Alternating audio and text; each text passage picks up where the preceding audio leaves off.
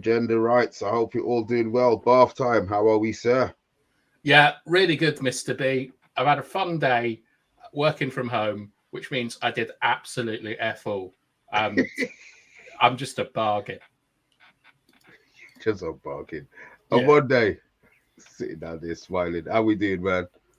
Yeah, talk about bargains. I work next to a charity shop, and today there was a guy with like only one arm that walked in there, and Oh, no.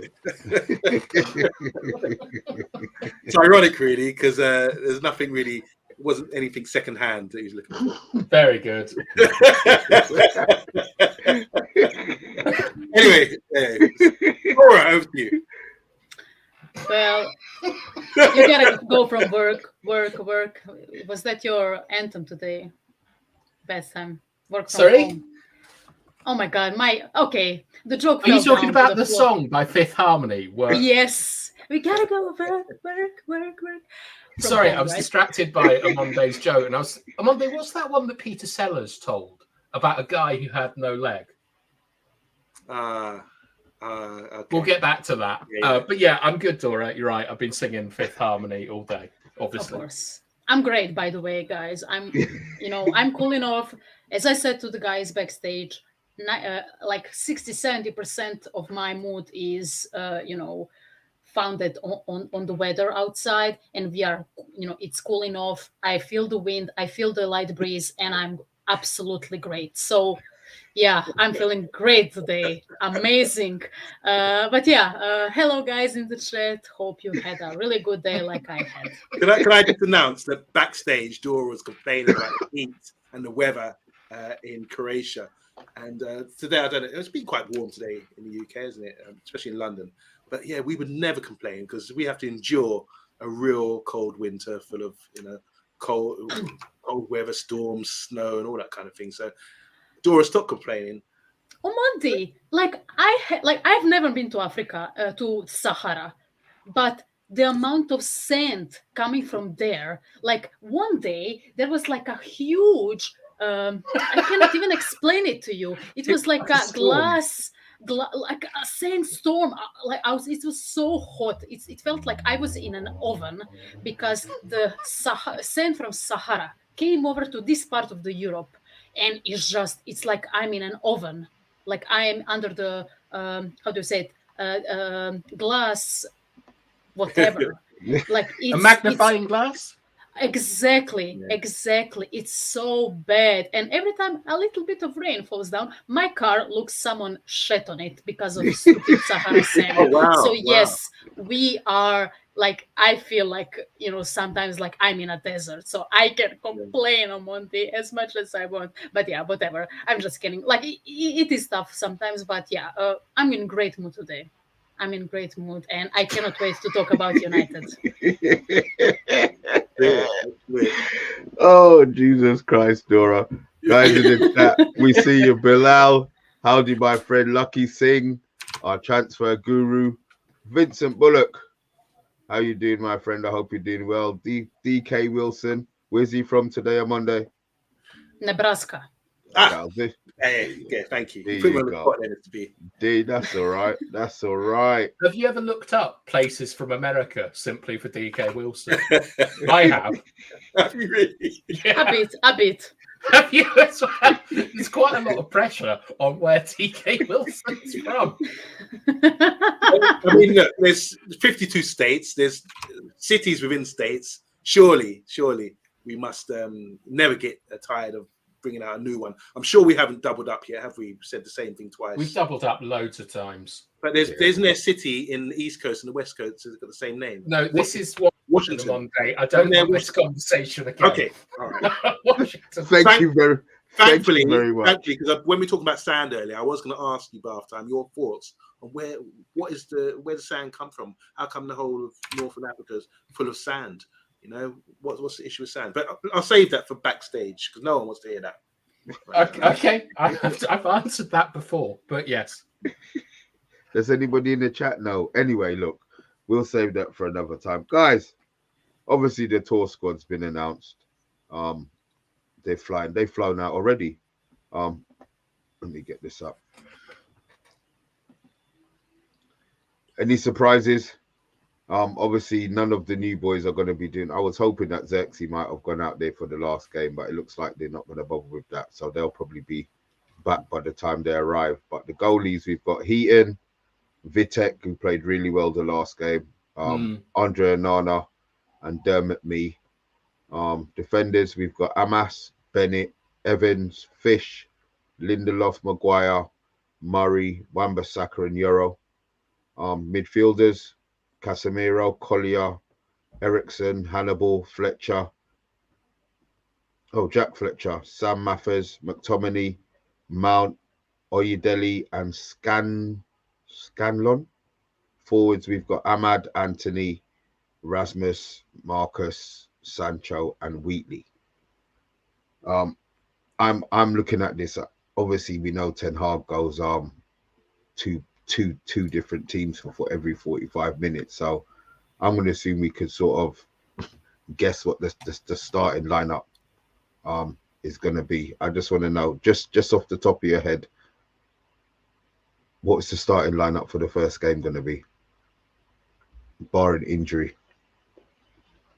Can I just, before we start that, because I'm not familiar with some of these players or where they play. So I know Harry Amas is Reece Bennett a left back. He's a centre half, isn't he? Yeah, centre back. Oh yeah, sorry, he was a captain, wasn't he? Sam Murray, who's he? He's a right Left back, I back. think. Left back. He played good the last game. So there's two left backs, and Murray and Amas. And how many right backs do we have? Just Wan-Bissaka's going to be doing all the right back stuff, is he?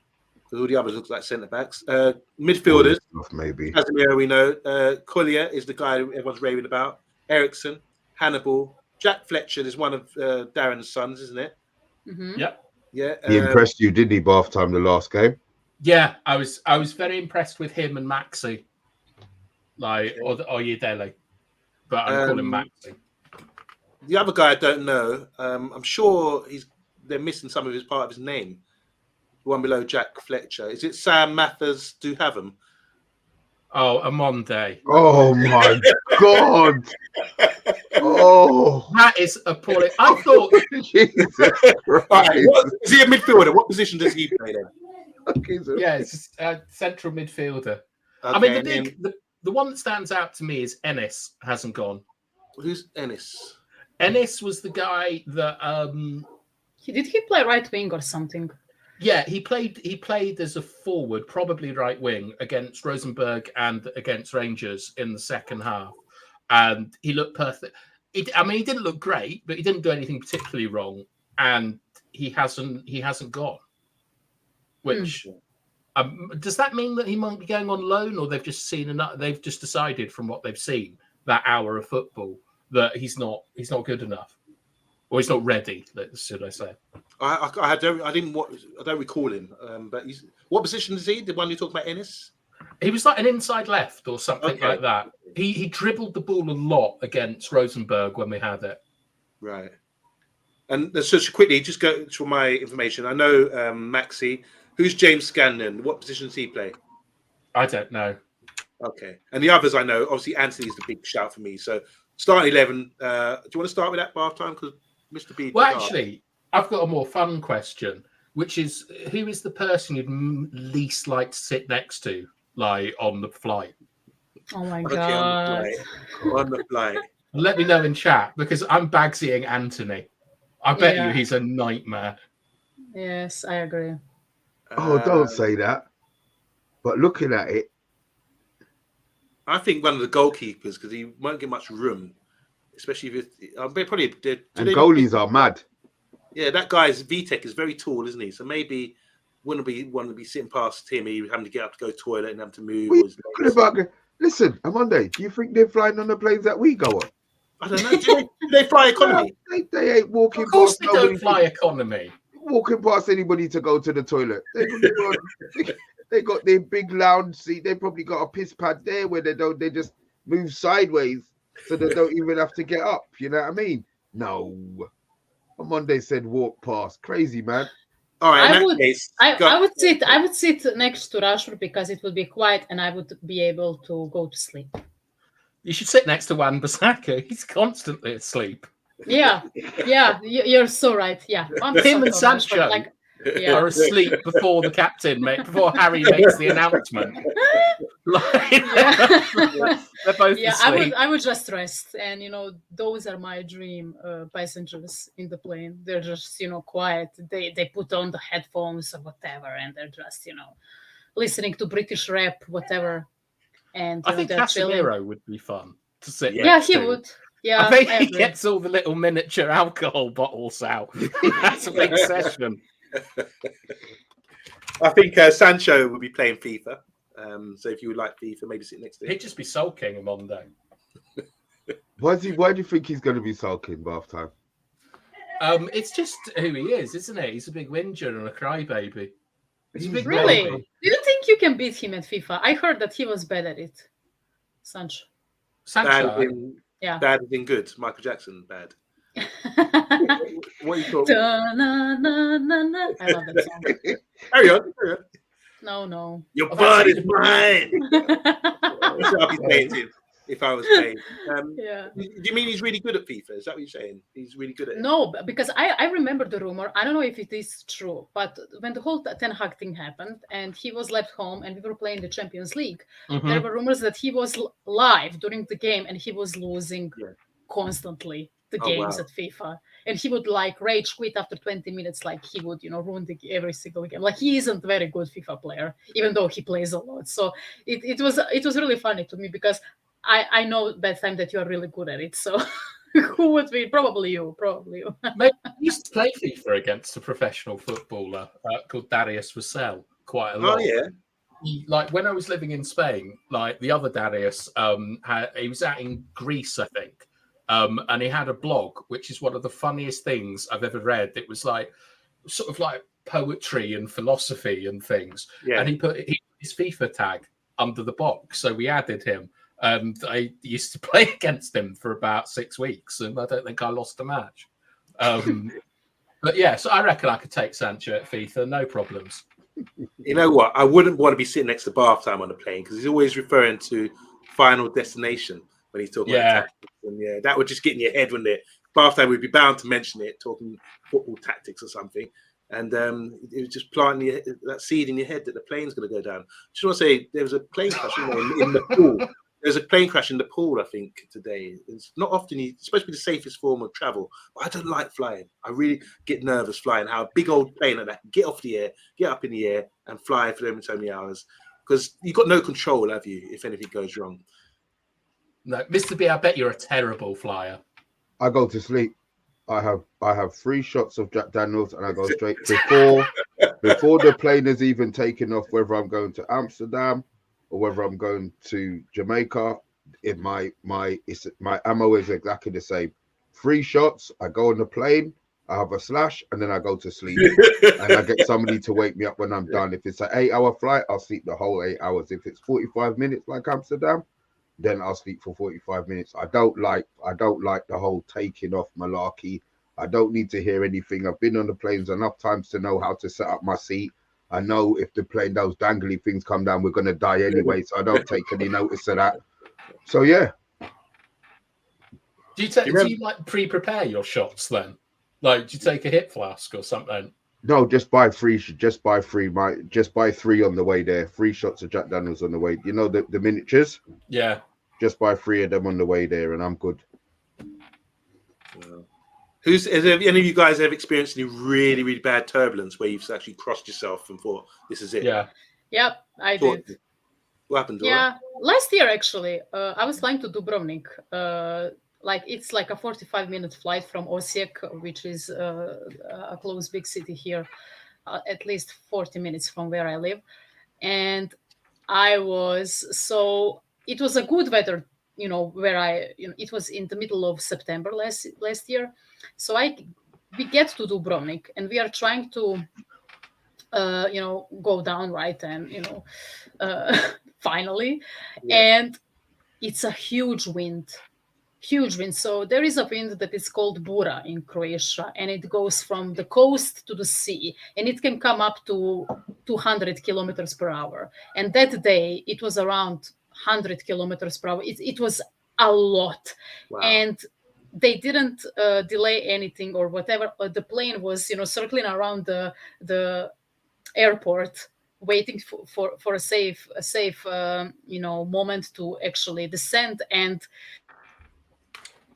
it was, oh my god, like, yeah, I was going like this. So I was, of course I was, how do you say it when you put I was trapped. Yeah. And the force of the wind and the airplane, and I was going like this. I almost hit the head upstairs, and I was like, Oče naš koji jesi na nebesima, sveti se ime. Like, I was literally, and the guy next to me, he shed his pants. He's a bit older. But he was looking at me.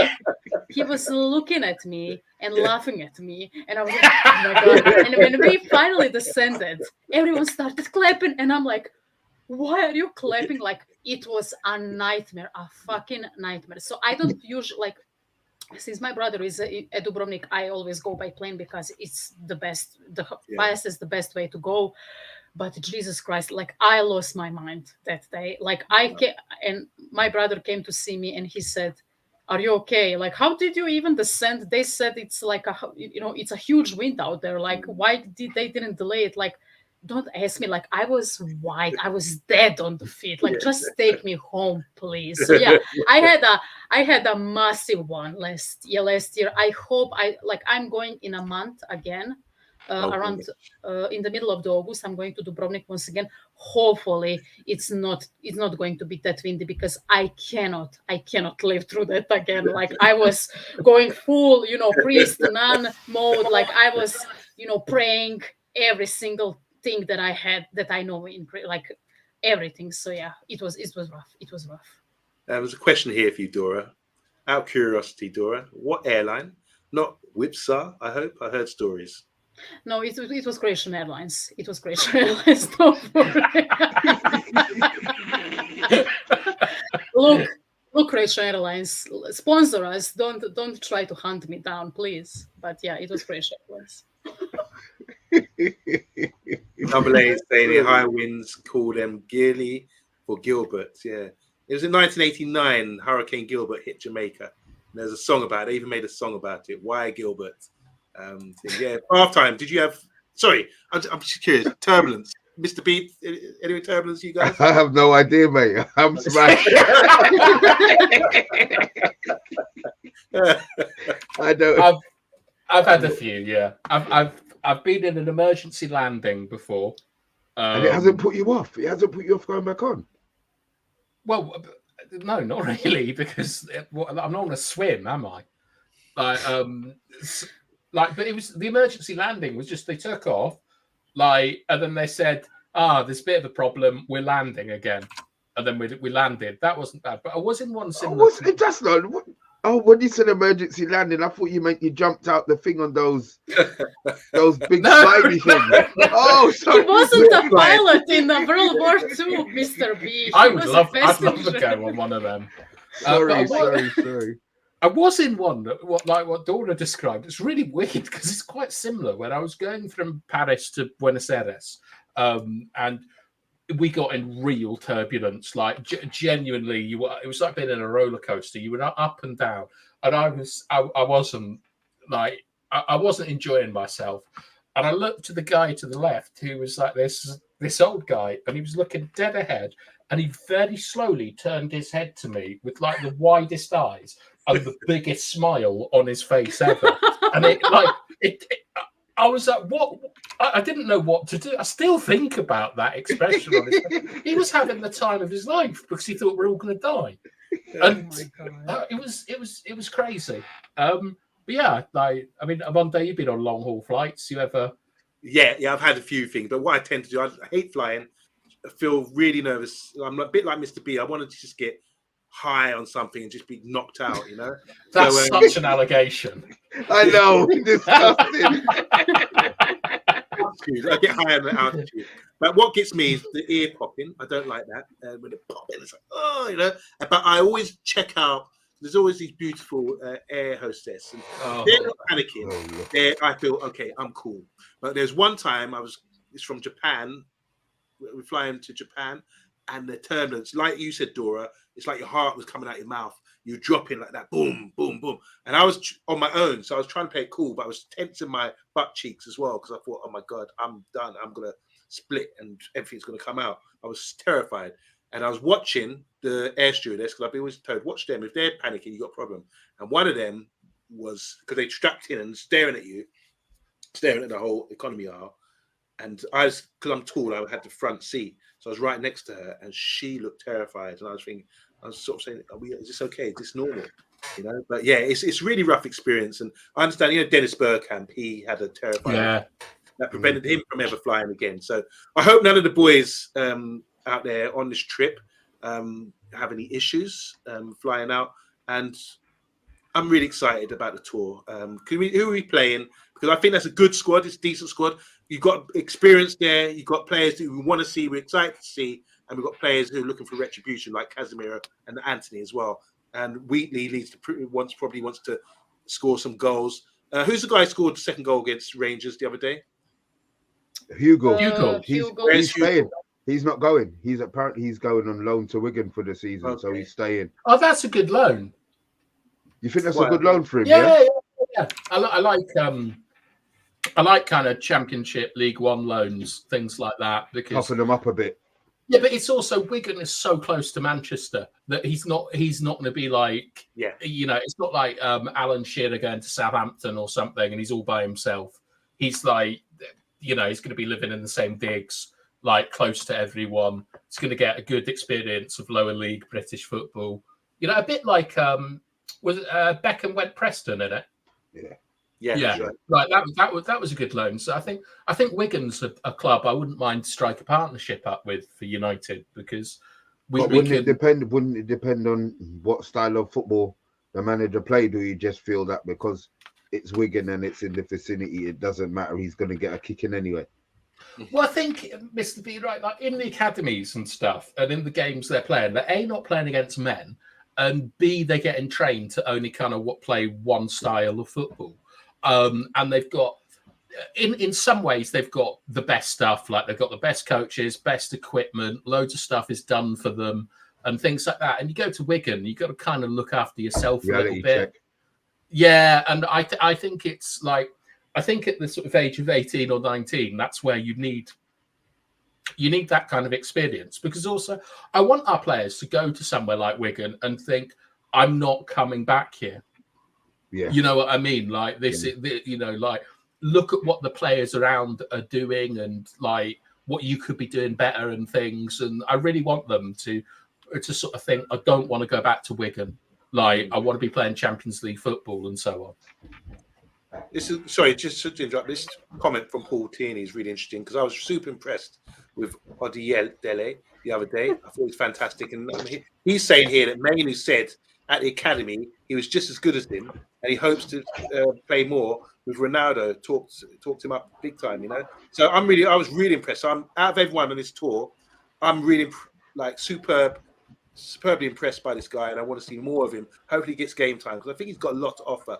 Maxi, I would call him Maxi because out of all the guys I've seen, he stood out like a mile. Yeah, so he's physically ready.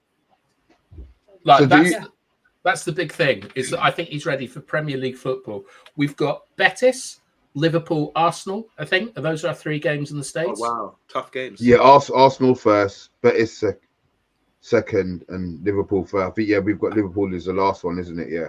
Yeah, so what I would want for Collier, Fletcher, Odiele, and maybe Murray, but those are the players that I think are nearest to breaking into the first team. I'd like to see them get halves against Liverpool and Arsenal's main team. Like, I'd like to see what Maxi's like up against Rice, for example. Okay. You would. Rice isn't going to be there. Yeah. Okay. Then, against first teamers, like I don't want them playing against like I don't know Stefan Bajazecic or whatever he's called, like a Liverpool youngster that's meant to be good. I want to see them up against the first team and see how their physicals are and so on. Do you think that? I have no idea what squads obviously the other teams are playing with. You've got to think that any of the players who went any of the English players won't be there. Any of the players who went deep into the tournament, South American and obviously the Euros, won't be there. So it'll be interesting to see. I mean, it's pretty strong. I'm just surprised that obviously Wan-Bissaka needed to go. I mean, they're only over there for a week and a half, right? Is that all 10 days? Yeah, I don't think it's. I'm quite sure it's not a long one because we've got. They're back. I'm sure they're back 2 days before the Charity Shield, aren't they? Yeah, they're a couple of days before the Charity Shield. So it's not going to be a long tour. They're just looking to make. Obviously, they're just looking to make their money out of it. To be fair. Yeah, it's a silly one, isn't it? But I think that when you look at someone like, all right, when you look at two midfielders there, Eriksen and Hannibal, I know what kind of players they are. I know what they can give you. I'm not that interested in them in a pre-season, but I'm extremely interested in how Fletcher or Diele, like Murray, how they cope. Because even though like no one's fit, no one's taking it properly seriously. Like if you're going up against Martin Odegaard, who I think is going to be on the tour if Rasmus Højlund is there, like that's a top level Premier League player. Yeah. And I want to see how Collier gets on against him because even at 80%, Odegaard will be better than 100% of like the people that Fabio they played against. Yeah. So would you rather have? Because obviously I'm going to assume that the back four is going to be a stronger back four for the first half. I know the other day you were talking about players being integrated with the stronger players. Mm-hmm. Would you rather have? I mean, maybe it's not going to be both of the younger guys, but what are we looking as the holding as the Casemiro who plays? You're right. I don't want to see Eriksen playing. I don't want to see Scott playing, especially starting. Start with Olideli or start with. I see Mason Mount's going to be starting, isn't he? Well, it was Casemiro, Mount, and Collier. Like that was the three that started last time. I'm fine playing Mount again. I sort of don't want Casemiro to start. I would like to see Mount with Fletcher and Oyedele, and then if they do well, they can start against Betis with Casemiro and Mount. Like what I want is I want a little bit of competition, and I want these lads and reward. To know. Yeah, like Kobe Mainu. Like Mainu kind of alerted everyone to his quality against Arsenal. And he was playing against Rice, I think, in that game. He was, yeah. And I think that Murray, Fletcher, Oyedele, and Collier are and Vitek are the guys that have stood out from the youth so far. I think that they should get their chance against better players with better players. Dora? I agree with your assessment. I think that I know what this, like, for example, I know what Rashford can do. I know what Anthony is going to do. I know what I'm going to like. Waited for that one. Like, I like Scott McTominay, but I don't think like he is already an established part of this squad. And I know there are still the rumors flying around that he will. I think he has 1 year left on his contract right that time. Like he will either extend his contract or leave United. So he's not as sure as he was, but we know what he can do. Also, Casemiro, like as you guys said, I want some of the youngsters given a chance. I think that it's a good shout that Mainu started against Arsenal. Everyone all of a sudden started to, I know him from the youth team. Like you never watched youth team. Like as usual, people online are lying, but Name them. They know who they are. They know who they are. But yeah, I'm excited about that. I'm excited to see Euro, maybe with someone like Harry Maguire as his partner. Maybe someone like, I'm trying to see who is here. We already saw him with Johnny Evans. I'm curious to see him with Maguire or maybe Victor Lindelof. Who is I had that. I'll be honest, Dora. I had him with Maguire just because I don't think Maguire is going to be sold, and I think that Evans is probably going to play more games. But yeah, in my head, I had it to see him playing with Maguire. Yeah, About goalkeepers, I think Onana is going to start most of the games. Maybe I can see us starting or Ten Hag starting someone like Heaton or Vitek. I don't think maybe me gets a second half against someone, but yeah, I would love to see the mixture of youngsters and the squad players. I would love to see more of Mason Mount. I think 45 minutes against Rangers was really promising. I would love to see him more. I would love to see what Højlund did after Euros. Maybe some kind of maybe he progressed in his game. Maybe he upgraded his movement, or maybe he's playing with the back to the goal. The usual stuff. I want to see progress with some of the players. Maybe Anthony comes in and actually looks good. I'm not going to bet on it because I will lose, but I hope that because he's not going to live anywhere. I hope that he can be a good squad player at least for Manchester United next season, and hopefully this is the preseason to actually to see it. And of course, I would love to see Vekvi.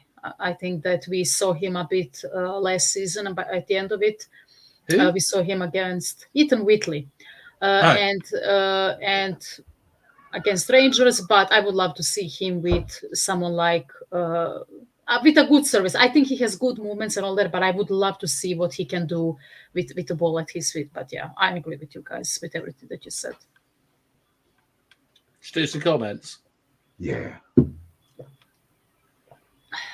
Am I doing them? Oh, on Monday. Thank you very much. Okay, so yeah, talk about it. We spoke about flying on airplanes because these guys are jumping on the flight. It's a long haul all the way to America.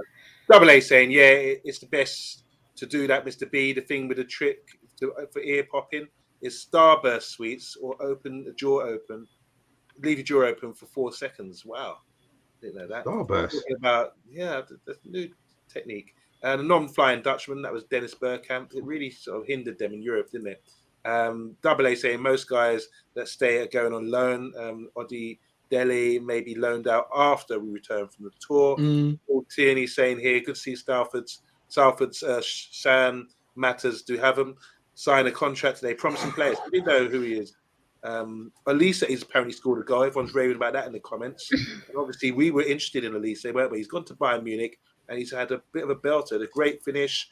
Fine goal, they're all saying here. So I want to go and see that afterwards. It was nice to see Man City get whooped by Celtic 4-3, says Man City fan Agile Beast. Clearly. What's happening, Pete's? Big G's in the house. How you doing? I'm not going to read that one. He's just trying to push your buttons. Well, I don't feel very sharp tonight, to be honest, but I don't know what he's expecting from me. I don't know why I didn't start that one. If Ericsson is playing, he wants him to have the same role as he did against Denmark. So I don't want Ericsson to play. Why not? I'll be on because he's going to be sold. Didn't he play as a left wing for Denmark? No, he was drifting, wasn't he? He seemed to be drifting all over the place. Like a free role, I think, when he played for Denmark. But he was a lot on that left side because they played that wonky start like 3-4-2, like 2-1, something like that. They played with 3 at the back, and he was a lot on that left wing. And I know I get maybe that is didn't Betham said that Ericsson at the left wing would be good for Manchester United. Yeah, I did. But the thing is we know he's not going to use him there. And this is the thing. I think Ericsson's a wonderful player, and I'd really like to have seen him used more properly. But Ten Hag wants players that can basically leg it about and recover space in the midfield.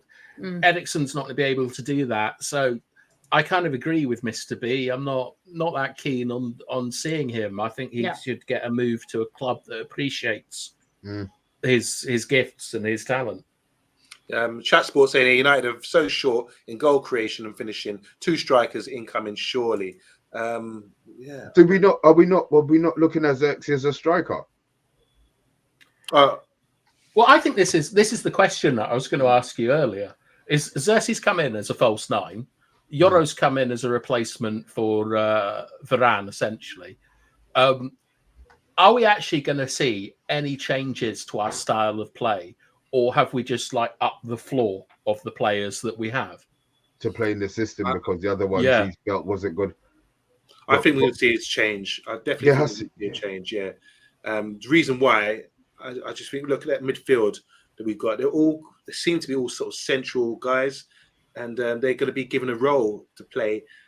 I think they play compact. They're going to support each other, not have too much distance between each other, and narrow as well. And then you're talking about, because we've got this new guy coming in. We spent a lot of money on Zerchi. I think if he's dropping off deep, it's up to the wingers. We can see the wide men actually have more of a role in this side now. So I think we're going to be more compact to stop people coming through us. So it's going to be, I don't know if we saw that in the first 2 games, but we want to see some sort of solidity in the team, which we didn't have last year. Keep the lines between defence, midfield and attack nice and narrow, and then get the guys compact in midfield, and then the guys, someone's dropping off, taking the centre back out, which would be Zerchi or someone else, and these wide guys can exploit the space in behind. I think we'll be playing a bit more possession football. That was the goal, wasn't it? That we need to play a bit more possession football as well. Hopefully we see that. But I don't think we see any indicators just yet. We're not playing our strongest side. I don't know if the results really matter. I know we say we've got to win every game, but this is a friendlies. So hopefully we can experiment. It's the whole point. The whole point of having preseason games is to experiment and try it. Even if we lose the game 2-1, 3-1, I want to see us trying to implement something new. Experiment with what? As in players in positions? Yeah, like I just said. Formation, system. Yeah, exactly that. If we're playing a new striker, Zerchi, I want to see someone like Sancho playing as that false nine like he did last pre-season, and I'll see the wide men have more effect into the game and get more goal scoring opportunities, because I think that's the whole purpose of it. Rather, Holland, as Dora said wonderfully earlier, his hold-up play wasn't that good. Can he play that role where he's expected to drop off deep and drag people out of position and hold up position and do that? He doesn't do that well last season, so. I want to see, I know it's going to be hard to implement and we might be frustrated, but first of all, the results don't matter. What really matters, if we are studying this game, we are watching the game, we want to see a change, an identity that's different from last year. So these players have to put it on, and should be the main goal here, not the result, but gearing. Yeah, but I'm on there. Playing a brand of football, which is different. I'm on there. I understand your point. I agree with it completely. But let's look at the situation. We changed how we played. In the last 4 or 5 games of last season, we started using a false 9. We have bought Zerchi, who is definitely a false 9. Yeah. Right?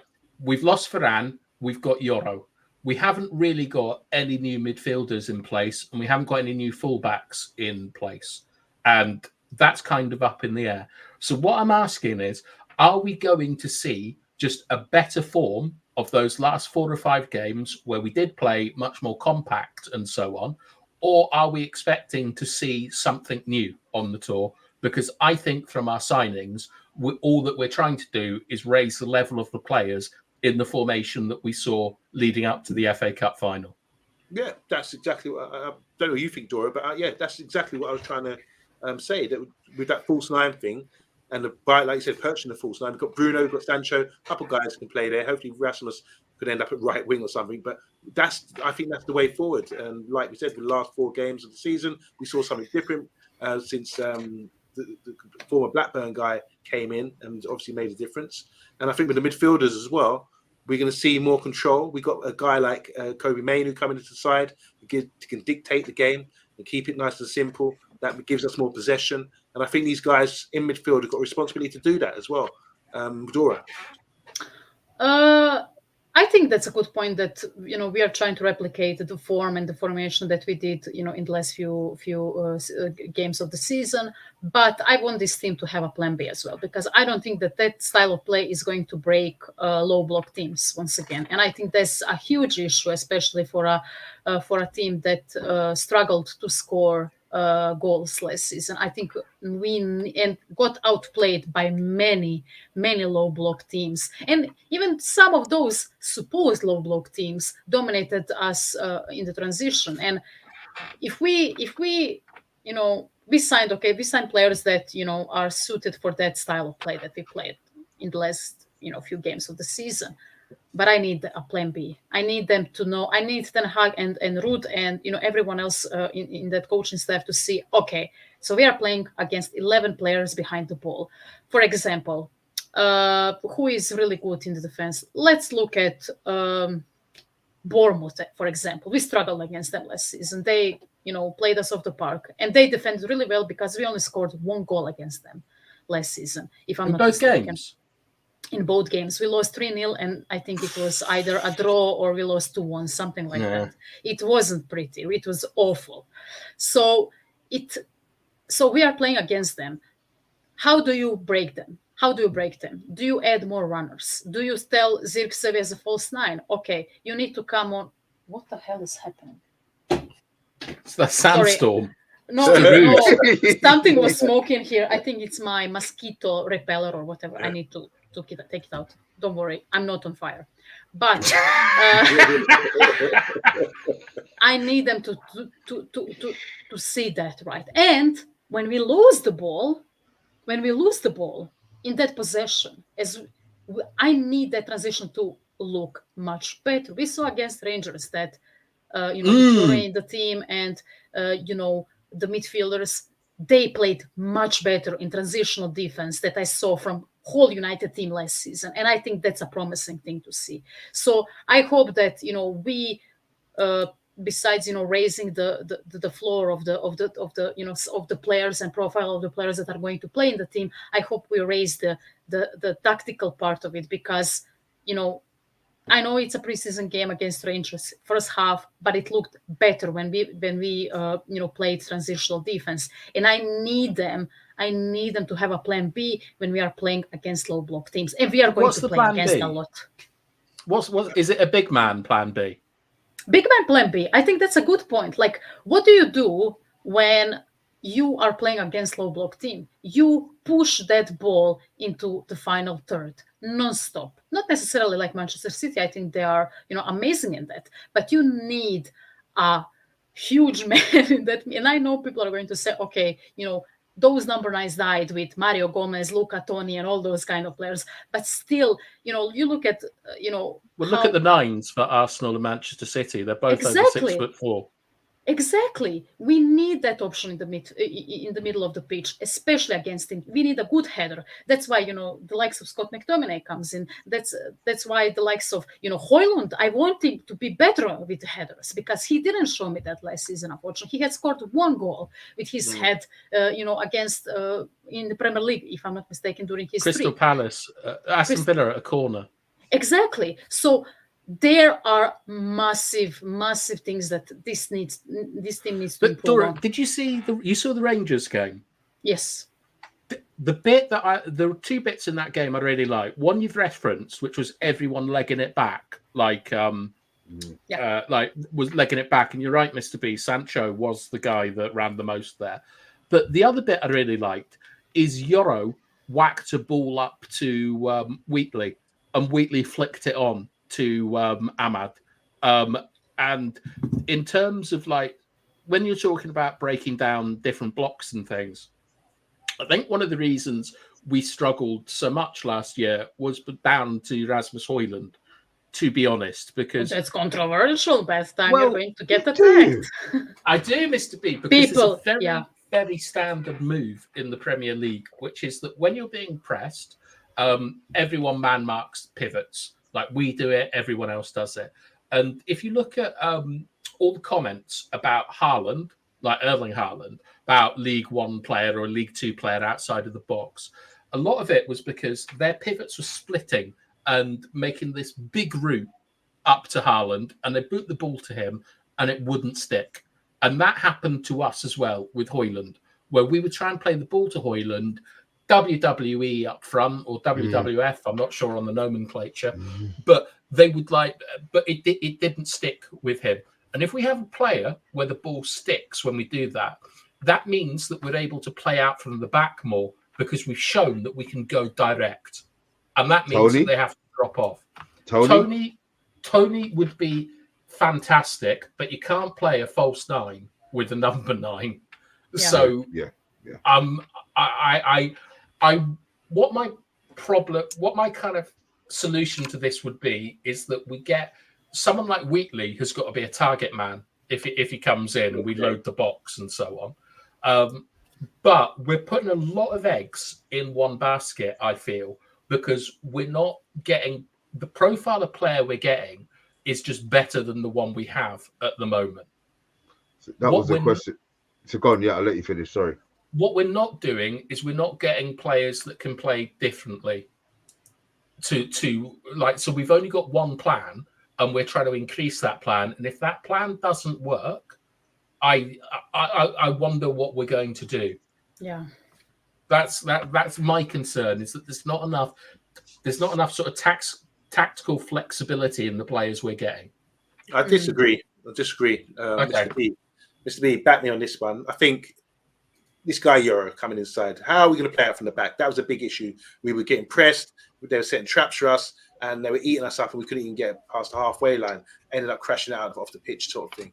I want to see improvement in that area as well. I think if you do that, you're going to drag teams out, and if you can get past the first line of press, suddenly you're almost in on goal. That needs to improve. And if you talk about breaking down a low block, you just drag people out of position.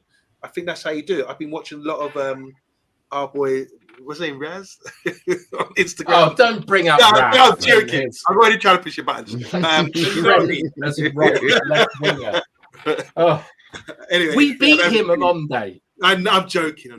But what I'm saying is, I think that is a big factor of how Ten Hag wants to play his football. Once we get that right, we might see, because I just think we're just a click away from being a good side and be able to break down a low block sides like the Bournemouths of the world, and also to bury teams of mid-table and start winning our top six as well. It's about dragging people out of positions. That's how football's played today. You need to be able to play out from the back and do it successfully and do it well. So if we're well drilled like that, look at Brighton, how effective they were, for example, with their method. But I think they're going down. Well, we've got to find a method with our team now to do that, and get to the second phase of play and start playing, and then get them chasing back at us and being effective like that. So it'd be interesting to see if we can improve in that area. That's what I'll be looking for over the next couple of games. So what you're saying, Amonde, is that you think that the style of play we have is the correct style of play. We just need to implement it better. What I think. Don't put words into my mouth, right? I'm clarifying. I'm clarifying your point. So what I do think is, the style of play is good. We showed that. You got a style of play. It's not effective. It's not working.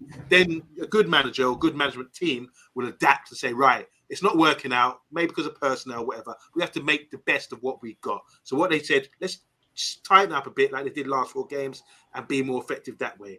Then you're saying, all right, that works. It seemed to work. We won the FA Cup against City. Yep.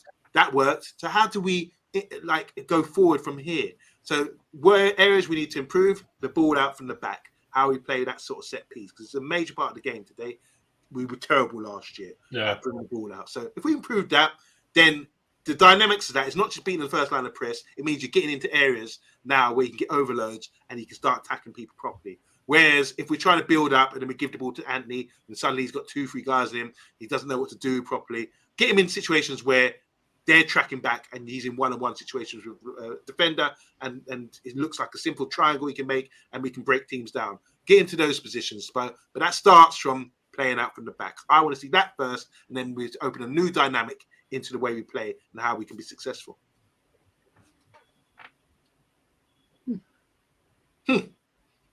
I'm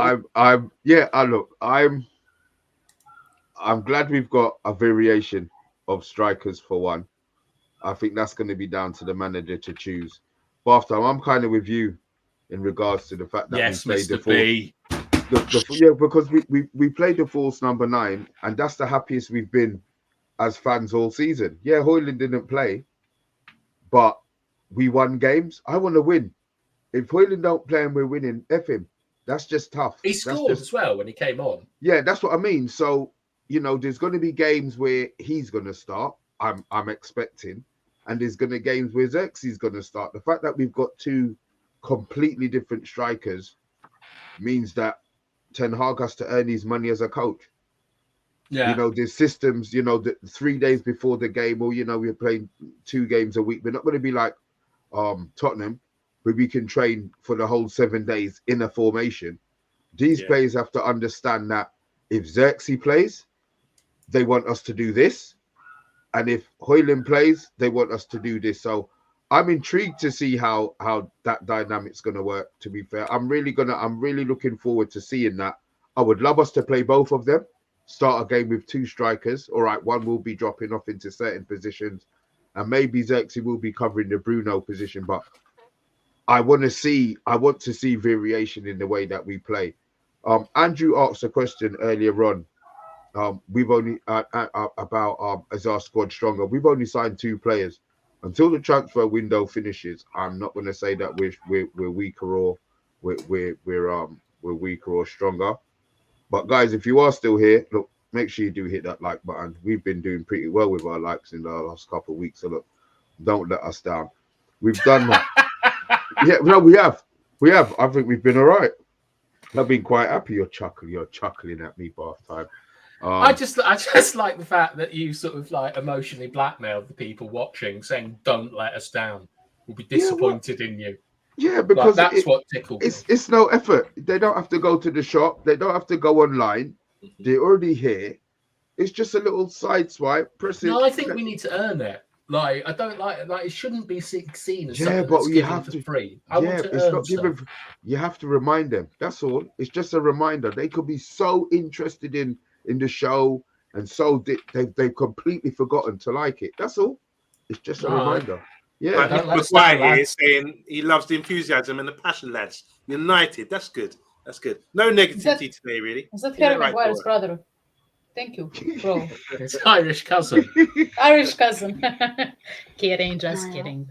Yeah. It's a dumb With the joke. comments, That's just quickly. odd to have a muck and Mac together. Oh, yeah. Call Mac Maguire. That's I like the way that sounds.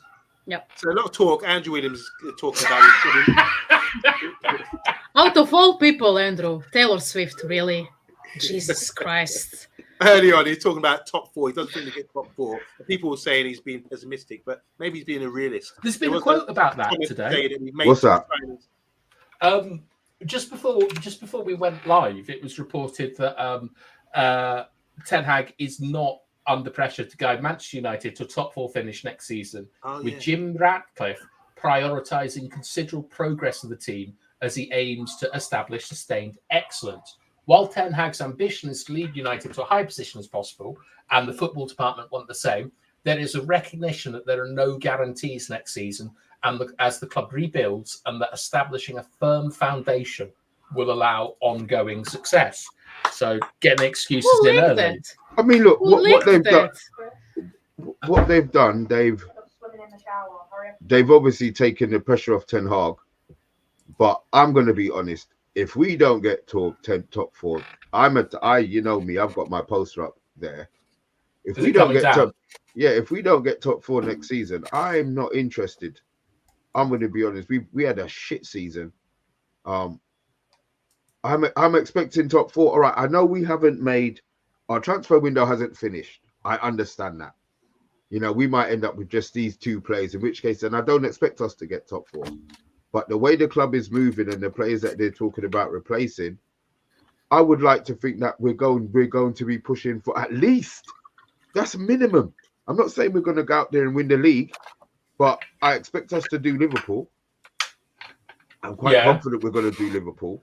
That's one of them out the way. Newcastle will improve, yes, but they shouldn't be improving more than us because we're going to buy better players.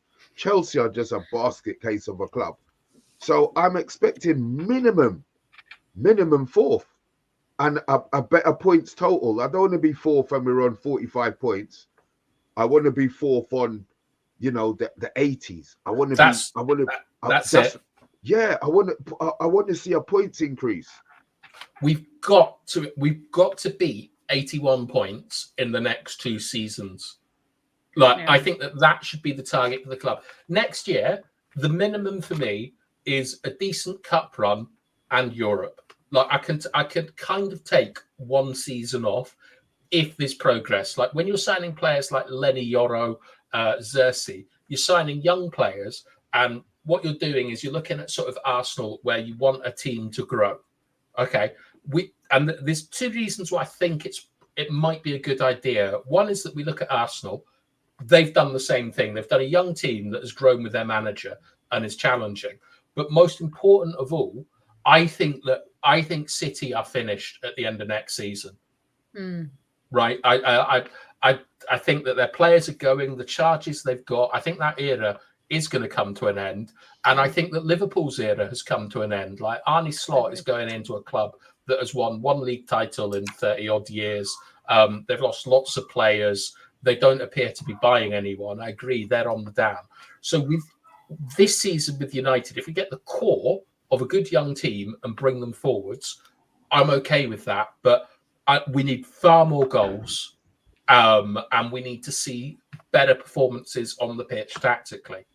And I'm all right if we finish 5th with that next year, but we have to then break 81 points the next season. But I agree mostly. But you mentioned other clubs. We are not alone in this league. There are other factors as well. Villa is signing, moving. They're signing some players. They are with a lot of money. Their owners are rich apparently. So you have those new teams coming in. I agree with Mr. B in the sense that I need us to be at least fighting for top 4. I need us to be in that 4 position because I cannot stand us being constantly, either 8, either 7. I think we blew it last 2-3 months of the season. I think Ten Hag, I think we could if we had basic foundations in that team, there would be we would be at least 5th, and we would be in the Champions League right now or whatever. Like we would be in that because everyone was blowing points everywhere. They were dropping points, and I think that was a huge issue. If we sign Matthias de Ligt, which is very likely, and I believe that is happening behind the scenes, someone like Ugarte, we get rid of the likes of Jadon Sancho on huge wages, maybe Christian Eriksen on huge wages. I expect us to go far in the cup. Is it going to be FA Cup or League Cup and in Europa? And I expect us to be at least 4th. And I know it's a huge thing to ask from Ten Hag and Manchester United, but you, my man, you were 3rd 2 seasons ago. And I think that he needs to improve and go back to that form that happened 2 seasons ago. I don't think it's a huge ask. Though we even 2 seasons ago, we weren't making a lot of chances. We obviously didn't make a huge amount of chances last season. I think what we've really got to see this season to keep Ten Hag is I think Andy's put in. We scored 57 goals. Oh yeah. Jesus Christ! Is that what we scored in the league? Yeah. We really the minimum for Manchester United should be 75 goals for me. Yes. That should be the absolute minimum. Just if we score 75 goals and concede 75, that ain't no good. Yeah, well, it's better than last season, to be honest. That's how bad last season was. So what would you rather? Would you rather a 75 goal with a gap? In regards to, because defensively, I would love to think that we're going to be better. I would love to think we need to be better, Mr. B. We are going to drop even further down the league table if that happens. Goals are the hardest thing in football. I prefer more goals than anything else. Well, after this statement, because it's all about the statement, isn't it? I think the statement is brilliant. That's what we want. That's what I want to hear. That's saying to the fan base, be patient. I know Schwarzer, get Ten Hag out. It's not the case. It's a team. It's a team. Ten Hag is just the coach. It's all these guys are accountable for what's going on here. So they've assessed it. They've assessed the players. They're coming in and make good decisions. Now they're making an assessment to say, look, guys, don't expect too much glory like winning the title, that kind of thing. We're not quite ready yet. This is a slow process, but we're getting there. So I think the fans should put that on our opening title or something, and to keep reminding us what they've said. We might think, we should be doing A, B, and C, but it's what they said. They're the insiders. They know what's going on. And this is their plan of progression to say we're not quite going to do it next season, but it will be an improvement. And it's good that they come out and said something like that. It's very positive in my opinion. No, I disagree completely. Why? I'll let you go first, bath time. No, hold on a minute. Hold on. You're saying it's not positive to come out and relay a message to the fan base to say about where we are on the graph or how we're going up. I think that's very positive. Rather than not saying It's an interesting technique, Monday, to ask me a question and then answer it yourself. Yeah, I'm sorry. But what I'm saying is, I think it's very positive because before we don't have that transparency. We don't know what's going on with the Glazers. They don't come out. We never see them talking and whatever. We're getting a lot more communications, and I think that's a positive thing. Don't get me wrong. I'm positive about where we are and where we're at. Okay. Communication is a lot better. That's what I mean. All right. For a start, we are the Manchester United agenda, not the Ineos agenda or the Glazers agenda or anything like that. We support the team, not the ownership. And because of that, I think Bilal or someone said we have scored less than 60 goals for 3 seasons in a row. This is unacceptable, regardless of progress and all these things. That is too far below the standards of Manchester United as an attacking, vibrant team. It's not acceptable. So when you talk about we need to be patient and things like that, it sounded to me that you're getting excuses in to excuse the fact that we have strayed too far away from what we should be. Yes, that's why I said it sounded like to me, which is why you have an opportunity to do it. So what I would say to you is, for you to get frustrated and think there isn't enough progress, how many goals would have to be scored? Like, what is the minimum amount of goals next season that you would consider acceptable? That's points, goals. Right. I hear what you're saying, but that's separate to what I'm saying about the statement. The statement is saying, clarity, guys, we're talking to you. It's like Kevin Keegan standing on the stairwell when he's just sold Andy Cole and talking to the fans, and he gets respect for that. You said it's about Ineos. It's not about Ineos. It's about Man United. Ineos has got, I believe, and I'm sure most people, fans will believe, with what they've done so far, they've got Man United's best interest at heart. But they've got a strategy in place, and they're saying, like, to get there, we don't want to be terrible like we did last year, but to get there, we're going to have to take steps towards that, rather than having this huge leap of faith and say, yeah, we're going to do it. We're going to win everything next season. They're being realists. And a bit like Andrew Williams, maybe Andrew ghostwrites for them, because that's being as real as it can be, by saying, let's not get our expectations too high. Let's meaning as well, when we turn up at home, we don't want to have a bad atmosphere. Get behind the team, support them regardless. If we think, as long as you guys know, we're going to communicate with you and see there's some progress. Talk about the goals. You asked about what sort of goals we want to see. A hell of a lot more we did last year. I saw before we scored 56 or something when Spurs and Villa, thanks guys in the comments, were scoring 70 plus, 76, 75, 70. Needs 20 more goals than us. Definitely. We need to be dominating more games. I think we need to if we get into a pattern and start to improve, that will come naturally. That will breed confidence. So I'm saying we need to score 75 to 80 goals. 30 games in the season, double that 38. a bit.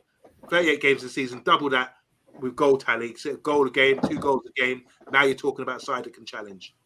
So what I'm asking you, Monday, is that when you say like progress and you make all these points, I don't disagree with the points and so on, and how, we can't expect instant gratification, as it were. Like, I'm on board with you on that. What I'm asking for is the failure standards of when we can complain about what the team is doing on the pitch. So give me the minimum that we have to see next season in terms of points, goals, things like that. Not like nebulous concepts, like data. Yeah. All right. So I'd like to see us in the top 6 and be comfortable. The top 6 challenging for top 4. You talk about 81 points. I think 81 points usually gives you around top 4. You'll be challenging at least if you're at that sort 73 gets you top 4. 73 points gets you top 4. Yeah, I thought it was 86 that the Villa got this year in 4th. No, Villa did not get 86 points. 86. Villa never got 96 points for Villa City. Arsenal got 91. Who were third in the league? Liverpool. 80 something, and then Villa. Villa got, I think, 75 or 76 points, something like that. But traditionally, 73 points is like the 38 point mark, the 40 point mark that keeps you up. Like most of let's just say 75 points gets you top 4. Okay. So yeah, so more points, pushing for 80 points would be great. And then more goals and more free flowing football where the fans enjoy it. That would be ideal, especially Yeah, after but what the we had minimums to are one endure. day. The The numbers, minimum goals would be 75 goals. Sorry, 75 points for points. Goals, I want to see 70 plus 70 to 80 goals scored. That'd be about 2 a game, which would be decent. And then performance-wise, I want to see the fans buzzing and being excited about every game and feeling Yeah. that we can take on anybody. You know, that's what you want to see. So that's being realistic for what I would like to see next season. But no, but like the minimum. What I'm asking for is the minimum that would allow us to say progress isn't being made, and we can criticize. That's what I'm saying. So next season, I want to see us scoring. I just said it. 75 points minimum. Sorry, 70 points minimum. I'd be happy with that. Yeah, sorry, I hear what you're saying now. 70 points minimum. Goals side of things. Double 38. That's 40, 40, 80. So yeah, if we get scoring 2 goals a game, 80 plus goals, that'd be great. Villa and Tottenham got 70 something. So that'd be great if we could get. But minimum would be 70 goals for me. That's just under double 38 games. So it's just over a goal a game, nearly 2 goals a game. And that means starting to whack teams up as well. Beating teams.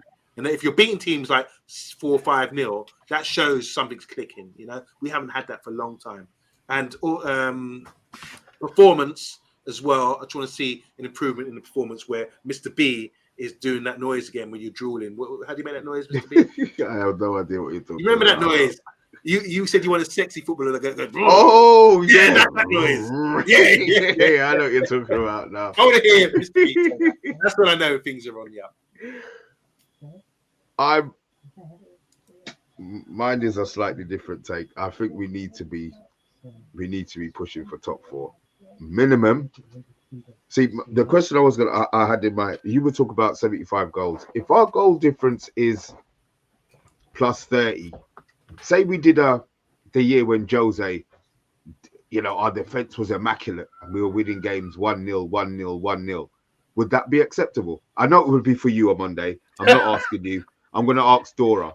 Would that be acceptable for you if, and then you can answer this one after it's bath time, in regards to that, all right, we don't score the 75 goals. Maybe we score 60 goals, but we only concede 25 for the whole season. Would you be happy with that in regards to the fact that we're now not shipping in loads of goals? Or is it strictly you want to see goals being scored and chances being created? Well, you got me, Mr. B, because I love Jose Mourinho.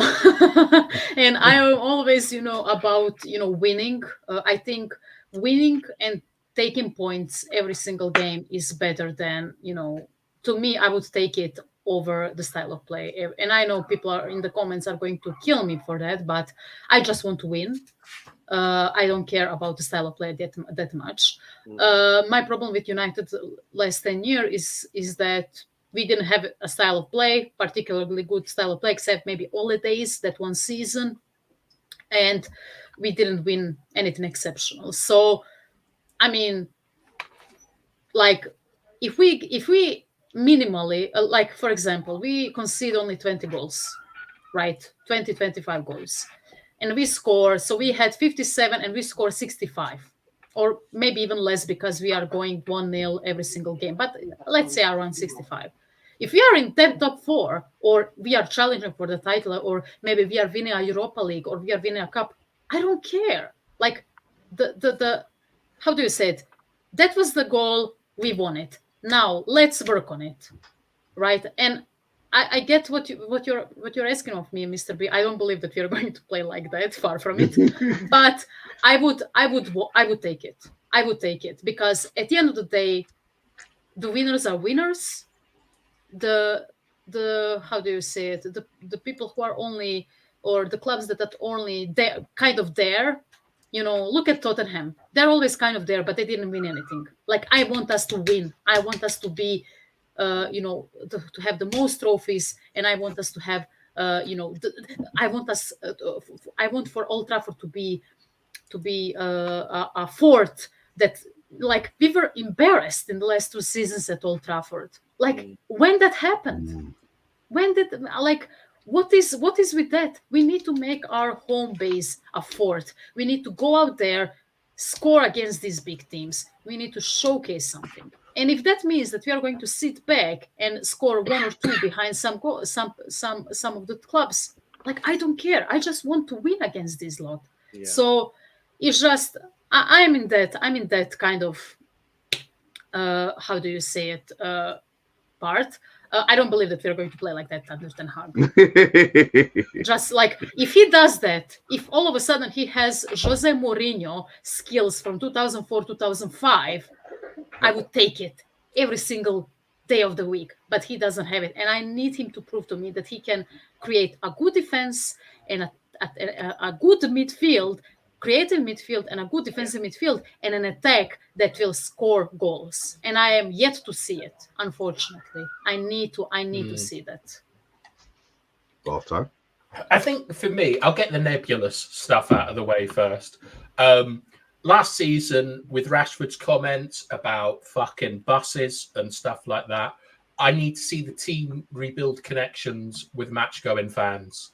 Like, you know, the abuse that Maguire, McTominay, Lindelof, like players that have had, that needs to end. And that's done by courageous performances on the pitch. So all that kind of stuff has to change.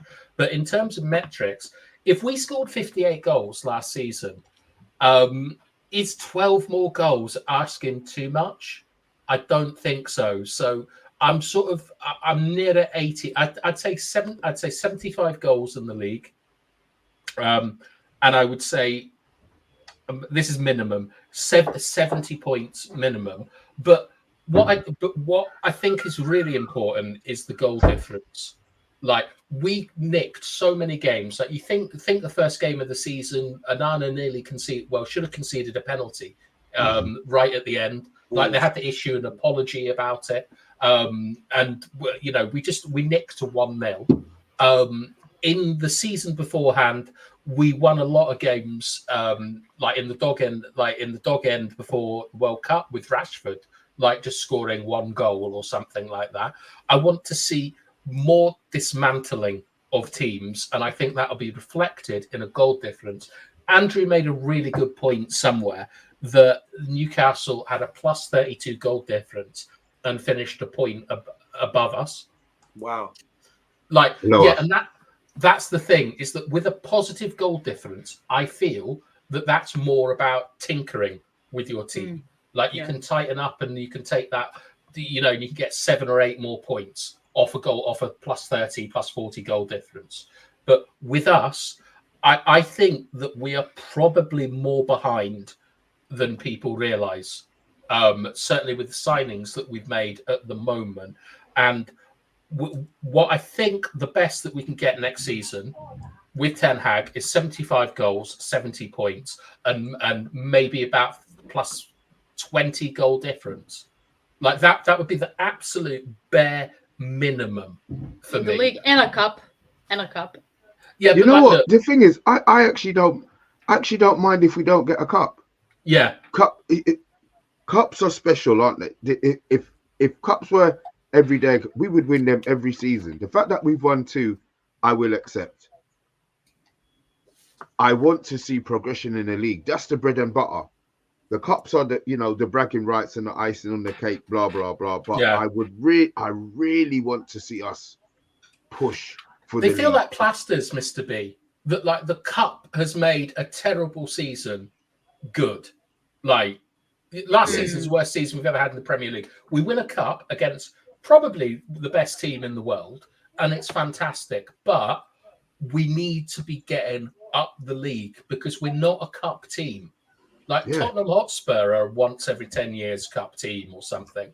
The only cup we should really be concerned about, is the Champions League, because that's the pinnacle of cups. So that is something that we can go for. But the league is our bread and butter. And Dora talked earlier on about making Old Trafford a fortress again. Like, we've seen that they've turned it in, like, they've changed the tunnel, they've made it look like it's Laser Quest or something. But I think that's a really good start. And what I want is when a team comes to Old Trafford, they look over their shoulder and they see these man mountains of footballers like that are larger than life, and they're scared. And we haven't had that for 8 or 9 years. And we've got to get back to scoring goals and being a bunch of bastards on the pitch where we win games. And that's the minimum that we need to see next season for me. Okay. So many comments coming in today, guys. I've been flicking them up, getting them up. There's a lot of good talk going on, guys. Great stuff in the comments. Obviously, it's a discussion show. We're giving our views, but some of your views are on point as well, guys. So big up to all of you guys for contributing. Great stuff. They talk a good question you asked there, Bath, about minimum expectations, and it is key to ask, but it all stems from the announcement that's been made from Ineos, which I think is good. At least we know where they're at and what they're speaking about. And it could be, sometimes you can bluff, can't you? We got the, I'm not to switch sports, but I'll give you an analogy, which I love. I love athletics, and building up to the 100 meters, which will start the next few days over the weekend. You got Noah Lyles, you got Thompson, you got Tebogo, you got all these great runners, and there's about 10 guys who've run, maybe more than that, maybe about 15 guys who run under 10 seconds this season. But you can't show your true form. Otherwise, the pressure's on you. You've got to go through rounds and everything else. So there's a guy called Thompson from Jamaica, and he hasn't run that much, but he's not shown I don't think he's shown his true form. So he's playing it down a bit. But I think he is in training, is probably running a lot faster than the guys, and probably will run a time that's going to win the gold for him. But he's been managing really well. And what's coming out from his camp is saying nothing too big time, nothing too thing. He's playing it down. And I think this statement is a similar thing where Man United know we've got something here, we're doing all right. But if we play it down and bust these expectations, it's going to look good on us in the end. And they have to protect the manager as well after what happened last season with all the Get Ten Hag Out campaign that kind of started with the fan base based on a terrible season and the poor results. He's always going to get the stick. So I think that they're saying this to play it down a bit. So if we do better and say our minimum expectations are what Halftime said or what Dora said, we will be, okay, it wasn't too bad after all, and we are ahead of schedule. I will just end it on this. Hopefully, I don't have to moan on this channel after 3 games of Manchester United into the new season. Hopefully, we are going to be happy about the performance, and hopefully, we win first 2 games under Ten Hag finally. So, yeah, I don't want to moan again about United. Look, it sounds funny. It's fun, watching, Manchester United fans having meltdowns online and, criticizing the club. But I'm kind of sick of it after 10 years. Like, I want to rave about this club. And hopefully, after 10 games in 2 months or a month or so, I'm going to sing praises for the team and the way we play. Hopefully I don't have to moan. So, yeah, there's that. Monday, before we depart, wow, we've been here for ages. Before we depart, anything you want to add to it? Yeah, I just gave my closing speech just before Dora. I'm just saying like that. The 2 things we discussed today is the flying squad, not police arrangement, but the flying squad going to America to play the tour, and it's going to be really interesting. Hopefully, we'll be covering the games here on the Man United Agenda or with United Philosophy with Stefan. So I'm looking forward to that. And make sure you get to watch the games as well, because we're going to follow. It's a long journey. We're just starting this journey, and we're sailing out, into dangerous waters, or if we're on one of these flights with Dora into turbulence, we don't know what's out there and what kind of winds are going to hit us. But we need to sort of be prepared, make sure we've got enough support, and it's going to be a long journey. But the season's starting. Man United Agenda is on it this year.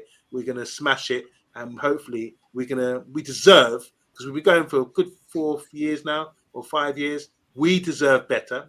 Big up to you, but we do deserve better, and hopefully this year we're going to see something because it'll make us smile and excited to jump on the show and speak about how delighted we are with this football club. Off time. Yeah, I'm really looking forward to explaining what sand is to a Monday now. I can't wait. But yeah, I enjoyed that show like be great to have more interaction with the chat, but when a Monday starts, we've all got to band together to stop his toxic positivity taking us over. We gotta fight it, lads.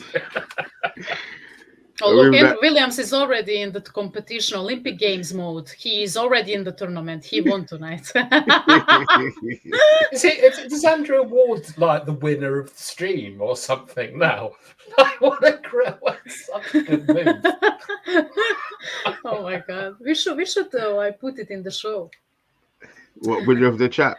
It means that we have to concentrate on the chat, Dora. Sometimes it's a bit difficult. It's really difficult.